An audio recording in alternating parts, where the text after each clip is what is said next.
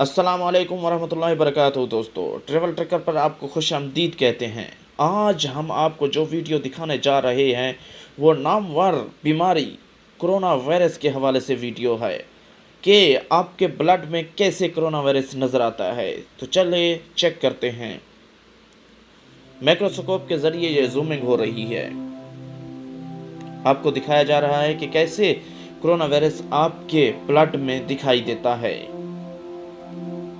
Microscope के ज़रिए ये जूमिंग हो रही है। आपको दिखाया जा रहा है कि कैसे कोरोना वायरस आपके ब्लड में दिखाई देता है। माइक्रोस्कोप के ज़रिए ये जूमिंग हो रही है। आपको दिखाया जा रहा। हाँ तो दोस्तों, आपने ये वीडियो देख ली है।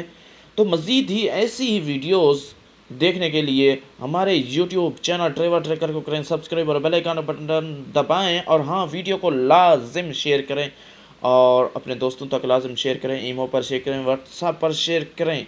So thank for all friend. अपना ख्याल रखिएगा। अल्लाह हाफिज़। अल्लाह।